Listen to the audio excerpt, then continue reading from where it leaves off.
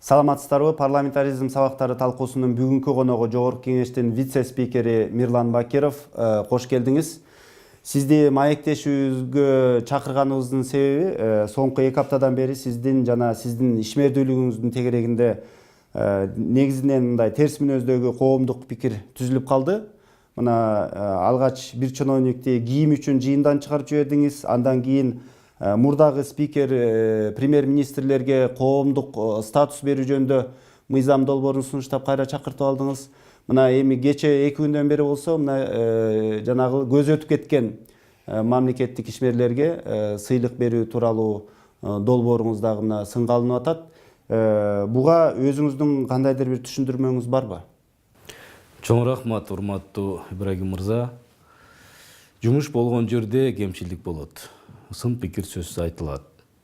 Биз ушундай парламентте ачык айрым орган катары, элдин өкүлү катары ар дайым мындай элдин коомчулуктун талкуусундабыз. Ага биз туура кабыл алуу менен, сын пикирге туура көз караш менен карап алдыга жылы беребиз. Мен бир гана нерсеге токтолуп кетем. Мен бүгүн мындай бир актанайын же башка бир өңүткө бурайын деген эч кандай оюм дагы жок. Мен ар дайым массалык маалымат каражаттары менен ачык айрым мындай ар кандай учурларда пикирлер болсо жооп берип келген депутатмын. Мындан ары да ошол ишмердерди уланта берем. Кыргыз элинде айтат, бир гана бул калыстык. Эгерде маалымат булагы, ошол булактын көзү таза болуп, ошол жерден сугарылган булактан кеткен маалымат таза болсо, коом дагы таза булак менен, таза маалымат менен сугарылып, ошонго жараша ой жүгүртүп, баасын берет.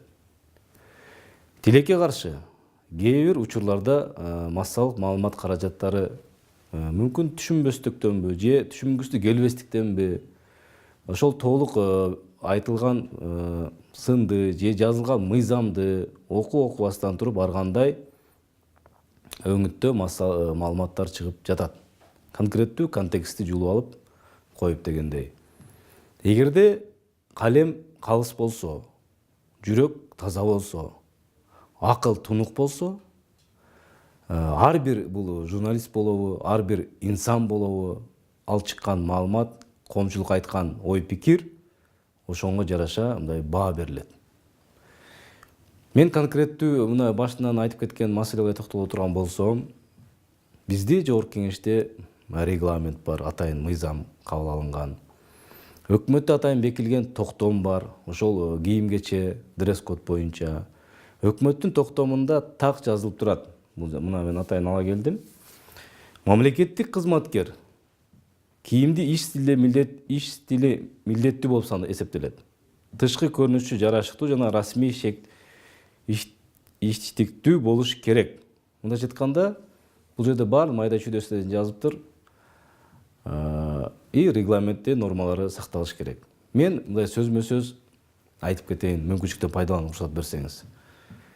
Конкреттүү депутаттан сын пикир келип түшкөндө, чакырылган баяндамачы калабы же чиновникке болобу, төрагалык кылуучу ал сөзсүз түрдө реакция жасоого милдеттүү. Мен комитеттин чакырылган комитет чечими боюнча чакырылгандардын катарында жок экенсиз, сиз бара берсеңиз болот деген өзүмдүн пикиримди билдирдим. Ошону менен катар эле Жогорку Кеңештин аппаратына, өкмөттүн аппаратына катуу мындай сын пикиримди айттым. Мүмкүн мен катуураак айтып койдум, ошол жерде менин кемчилдигим бар. Бирок эми ушул жерде эрежелер түшүнүктүү да, сиз баягы эрежени ошол мыйзамдарды кармандыңыз. Бирок жана коомдук пикир деген дагы бар да. Мындан 10 жыл мурда спикер, ошол кездеги спикер Адахан Мадумаров дагы жыйындан чиновникти мындай катуу кагып, силкип туруп, тиги галстуксуз келген чиновникти чыгарып жиберип анан бир коомдун сөзүнө, элдин сөзүнө кабыл эле да. Мына ошондой учурлардан сиздер баягы мурдагы депутаттардын кемчилигинен сабак албайсыздарбы? Бул жер сабак ала турган учурлар да болот. Бирок Жогорку Кеңештин төрагалык кылуучусу конкреттүү жазылган регламентти сактоого милдеттүү.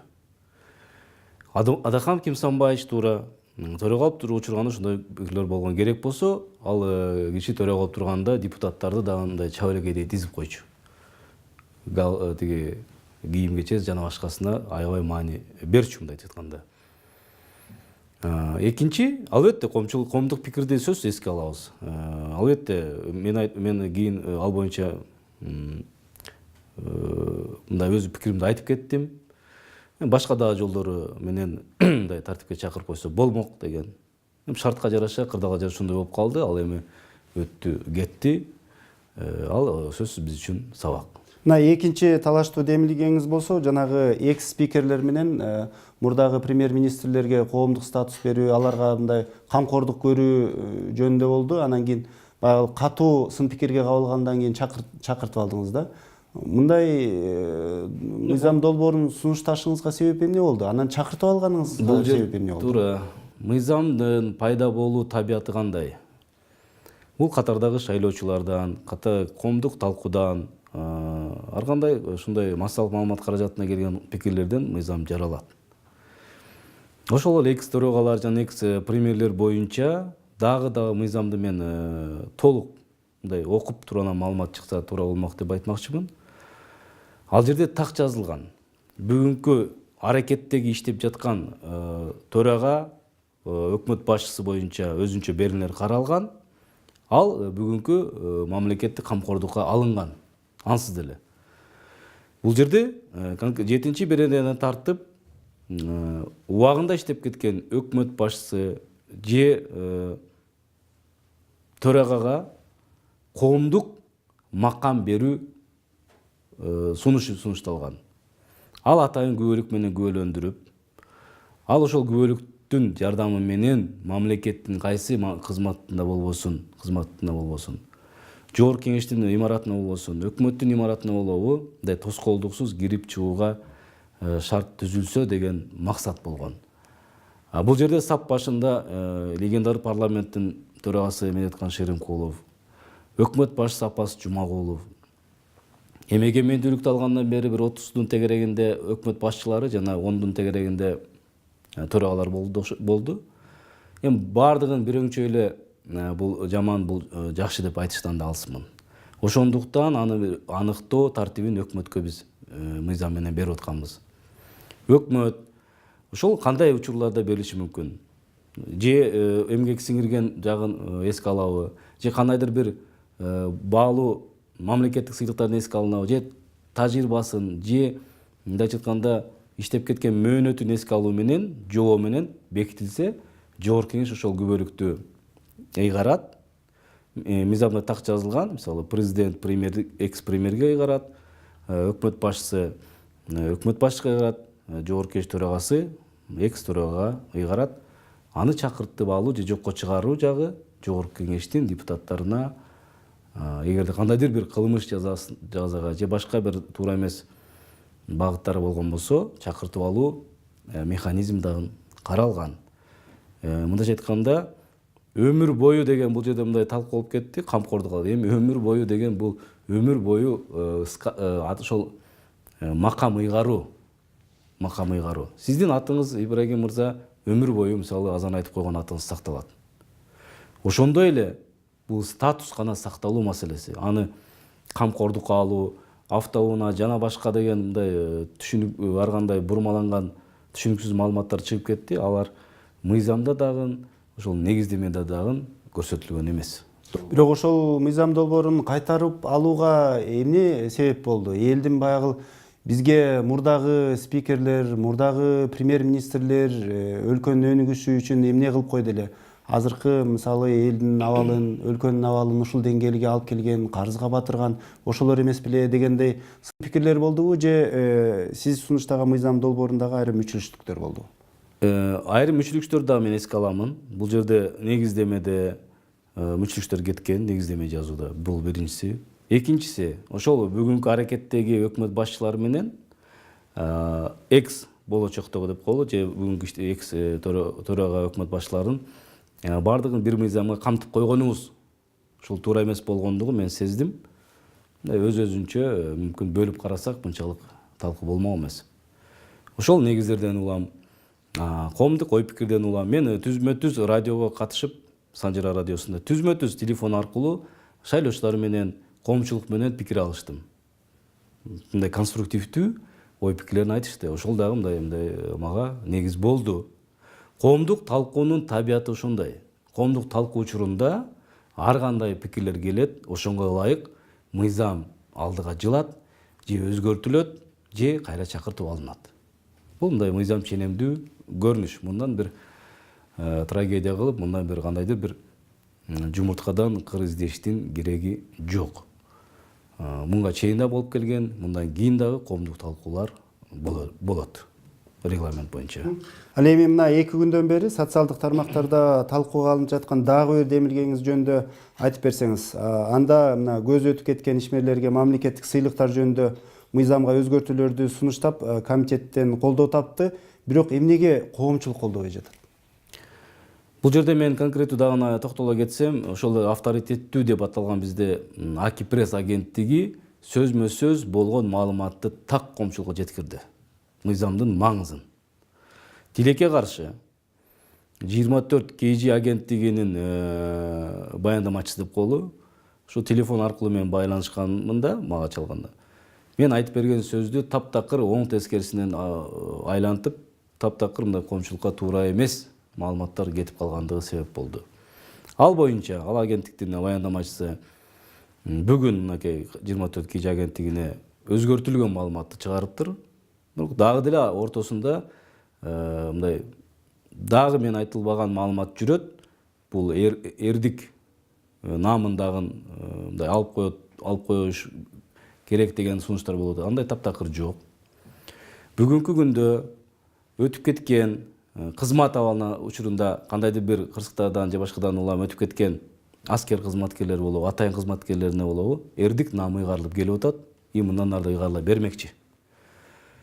Биз Союз убагында, ошо Кыргыз СССР коммунисттик партиясынын убагында жогорку кызматтар эмгектенген, мисалы Султан Ибраимов, Төрөбай Кулатов сыяктуу инсандарыбыз убагында мамлекет тарабынан тилекке каршы жакшы колдоого алынбай, жакшы мындай баркталбай калгандыгын эске алып, өткөндөр баркталбайын, тирүүлөр даңталбайт демекчи, ушул Султан Ибраимов агабыздын 90 жылдык мааракесинде урматтуу Сооронбай Шарипович дагы бул элдик баатыр катары элдин эсинде калды. Калган замандаштары кылган эмгеги, мамлекетке кошкон салымы, экономикасы, чарба, курулуш жана башка баардыгын тизмектеп, мындай коомчулук ошону айтып, колдоого алынды да. Ошо баатыр берүү демилгеси көтөрүлгөндөн кийин мыйзамда атайын ошо 2017 жылы кирген, жаңылышпасам 2016 кирген тоскоолдук бар экен. Бул көз өтүп кеткен инсандарга жогорку даражалуу мамлекеттик наамдарды берүүгө тыюу салынган норма. Мына ушул норманы алып салуу демилгесин биз бир топ депутаттар демилгелеп чыгып, ошол сунушубузду киргиздик. Комитет бир добуштан кабыл алып берди. Экинчи окууда сунуштар айтылды. Мына болгон мыйзамдын маңызы, мааниси мына ушунда. Мен өкүнгөн жерим, мен өзүм баяндама кылып атамын. Мыйзамды долбоорлор турат. Кайсы маалда болбосун, мен аркылуу болобу же кагаз жүзүндө болобу, ушу маалыматты убагында бергенге мен даярмын. Эми тилекке каршы ушундай булактар бар экен, эми айла жок.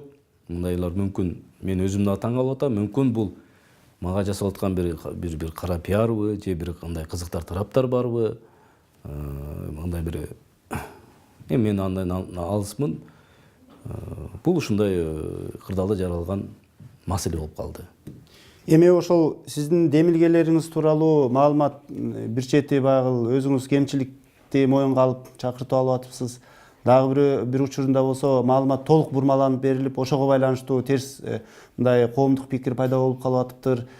Бул эмнеден деп ойлойсуз? Бул депутат Мирлан Бакировго каршы бир кандайдыр бир саясий өнөктүк барбы, же ошол Бакировдун арты менен парламентти дагы карылоо аракеттери барбы? Эгерде биз жалпы анализ кылып көрө турган болсок, бул жерде биринчи кезекте парламентти мындай каралоо өнөктүгү жүрүп жатат жалпы. Буну эмнеден сезебиз? Бул ошол эле социалдык тармактардан же башка ой пикирлерден улам. Ал эми мүмкүн мен да мүмкүн бирөөгө мындай жакпай аткандырмын. Мүмкүн бирөөгө мындай келечекте бир тоскоолдук кыла турган шарт жаратып аткандырмын. Же башка бир мындай көз караштар болуп аткандыр. Ошондон улам биз саясатчы катары, биз депутат катары ар дайым элдин коомдун сынындабыз. Биз анга мындай теригип кандайдыр бир башкача бир ой пикирлер же көз караштар жара албайт. Бул мынга чейин болуп келген, мындан да улана бермекчи. Азыр биз ачык парламент, ачык өкмөт деп, мен демилгечтердин биримин, ачык парламент болсун дегенге.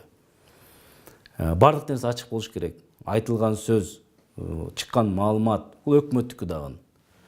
Эмне үчүн бүгүн парламент сынга алынып атат? Парламент себеби ачык. Бүт талкуулар ошол жерде болот. Ой пикирлер айтылат, көз караштардын кагылышы болот. Мына ошондон улам жаралган пикир болуп атат. Ал эми экономикага, стабилдүүлүккө, социалдык маселелерге жооп бере турган бул түздөн түз өкмөт.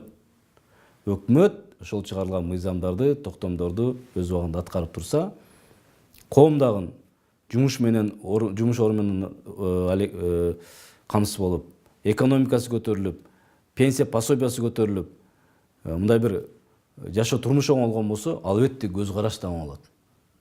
Тилекке каршы баягы багыттын бардыгын ушу жогорку кеңеш күнөөлүү, жогорку кеңеш андай мындай деген анга биз коомчулукка акыйкат үчүн айтып коеюн, мүмкүндүк берип койгон учурлар дагы аз эмес. Сын пикирлер жөндүү көпчүлүгү. Бир гана ошол баягындай курдоомат же айтылбаган сөздү айтылды деп жазуу.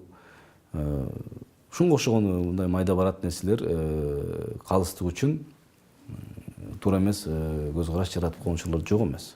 Сиздин тегерегиңиздеги талаш талкуулардан улам, айрыкча социалдык тармактарда ушул депутаттар сабатсыз экен, алар элди ойлобойт экен, алар текебер экен, анан ушундай депутаттардын бизге кереги жок, ушундай парламенттин бизге кереги жок, парламент тарасын деген дагы пикирлер айтылып кетти да. Чынында эле ушул азыркы учурда депутаттардын же болбосо ошо парламенттин тарап кетүүсүнө негиз барбы? Бүгүнкү күндө мен ойлойм эч кандай негиз жок. 2020 жыл жакындап атат. Андан көрө аттанам деген саясий күчтөр болобу, инсандар болобу, жарана шайлоого даярданыш керек.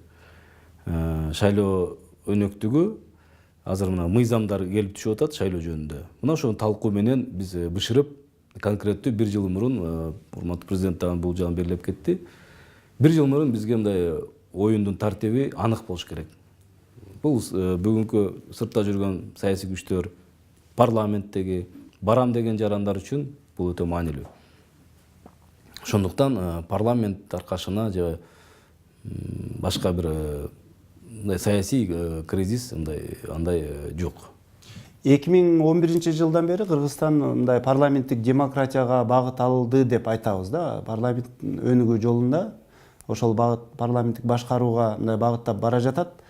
Бирок ушул сыяктуу парламенттин ичиндеги ошондой эле сыртындагы майда чүйдө талаш талкуулар бара-бара бул парламенттик демократиянын бекемделишине доо кетиреби же кайра курчутуп күчтөндүрөбү?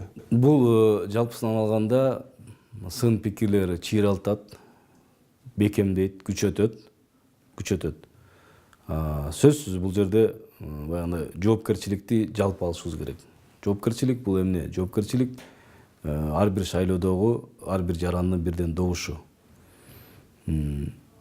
Ал эми парламенттин сапаты, жанагы курамы, жана башка бул эми биз парламенттик башкарууга бараткан багытталган мамлекет катары бүт эле эгерде тарыхка көз чаптырсак бүт мамлекеттер муну басып өтүшкөн. Ошол эле жабыкта болуп жүргөн, ошол эле ачыктагы талкуулар болуп жүргөн, ошол эле мына бүгүнкү болуп аткан социалдык мейкиндик дейбизби, мунун баардыгы бир мындай толкун. Бир убакта бул толкун дагы мындай өз нугуна түшүп, сапат, ошол эле социалдык тармакта дагы сапат, парламентте дагы сапат, акыйкаттык, калыстык, мындай бир маданияттуулук калыптанат деген чоң үмүттөмүн. Жалаң эле мына азыркы жана мурдагы мамлекеттик кызматкерлердин же чиновниктердин комфортуна кам көргөн мыйзамдарды сунуштагандай сезилип атасыз да? Мына соңку 2 мыйзам ошондой эле керек болсо жанагы дресс-код боюнча талаш талкуу деле ошого алып барат да. Бул парламент баягы элден жогору болуп кетиптиби? Чиновниктер өзүнүн эле баягы комфортун, ыңгайын ойлойбу дегендей ойлорду пайда кылып атат да. Сиз депутат катары элдин жашоо турмушун ойлогондагы, ошо экономикалык өнүгүүнү ойлогондагы кандайдыр бир демилгелерди, мыйзамдарды сунуштадыңыз беле? Эми эгерде экономикага, айыл чарбага кошо турган мыйзамдарды айтсам бир топ убакыт кетет. Мен конкреттүү айтып коеюн, 1-2 мыйзам токтолуп кетейин. 2.700.000 ашык калкыбыз үлүш жерге ээ болгон, жер реформасы болгондо. Мына ошол үлүш жердин ээлерине бүгүн рентабелдүү деп эсептелген кайсыл гана айыл чарба багытында түшүмдүү бере турган багыт болбосун эгерилет атабыз. Мындайча айтканда, көп жылдык багдарга эгесизби, көп жылдык башка түшүмдүү бере турган эгесизби, ошого мүмкүнчүлүк берип атабыз. Мунга чейин сугат жерлерине тыюу салынып келген. Бул бир. Экинчи, мына жаңылардан эле бүгүн 6 миңден ашык майып балдардын ата-энелери эмгекке калып баштады. Же үчүнчү тарап. Ал демилгени дагы биз жогорку кеңештин токтому менен жогорку кеңеште көтөрүлгөн. Мен, Дастан Артисбекович дагы депутаттар тобу. Бүгүн 9 миллиондон ашык гектар жайытыбыз бар. 500.000 гектар жайыт колдонулбай турат. Бул асылдуулугу төмөн, тоют жок. Мына ошол жерди дагы дыйкандарга көп жылдык пайдаланууга берели деп атабыз. Бул экономика. Бул ички дүң продукцияга салым. Бүгүн эгерде жайытка 12 сом төлөгөн болсо гектарына, көп жылдык багдарак болсо 200 сом төлөйт. Ортодогу айырма түз барып туруп жергиликтүү бюджетке түшөт. Бул дотациядан чыгарат. Мындайча айтканда, мына бүгүн биз да демилеп аткан сымап кошулмасы бар ар кандай буюмдарды алып келип атабыз. 1,5 миллион даана кирет экен, биз анализ кылып чыктык. Анын таштандыларын көзөмөл кылган орган жок. Сымап бул эң зыяндуу 10 заттын бирине кирет. Эгерде сынып абага чыкса, адамга зыян. Эгерде жерге көмүлүп кеткен болсо, жердин кыртышына зыян. Мындай айтканда, мындай мисалдар көп. Анан сиз айткандай комфорт жана башка тиги бу деп атасыз. Бул жерде комфорт эмес. Бул жерде же ошол мыйзамды окугусу келбей атат, же ошол мыйзамдын мааниси бергиси келбей атат. Мына ошондон улам ушундай ой пикир жаралып атат. Коомдук статус кандай комфорт сиз үчүн? Эч кандай комфорт эмес. Бул жөн шарт түзүп берет кирип чыкканга. Көз өтүп кеткен убагында сыйланбай калган биздин мыкты атуулдарыбызга дейли, мекендештерибизге, ошол Султан Ибраимов, Төрөбай Кулатов сыяктуу инсандарга бүгүн эскерип батырлык берип коюу үчүн шарт түзүп берүү, бул комфортпу сиз үчүн? Бул комфорт эмес. Бул өткөндү эскерүү. Регламентти сактап, мыйзамды сактап, маданиятты сактоо, бул сиз үчүн комфортпу? Жок. Биз ар бирибиз мыйзамды сактап, норма менен берилген мыйзамда берилген норманы сакташыбыз керек. Сизди футболдук талаага пальто менен кое береби? Кое бербейт. Же хоккейге башка кийим менен кое бербейт. Мындайча айтканда, ар бир жердин өзүнүн маданияты, өзүнүн тартиби, өзүнүн мындай багыты болуш керек. Бүгүнкү кабыл алынган 5 кодекс, 2 мыйзамдар деп атабыз.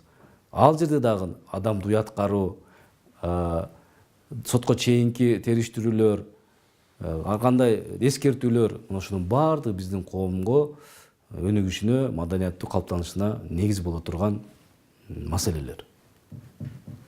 Маегиңизге рахмат. Ушуну менен парламентаризм сабактары талкуубуз соңуна чыкты. Бизде бүгүн Жогорку кеңештин вице спикери Мирлан Бакиров конокто болду, суроолорубузга жооп берди. Саламатта калыңыздар.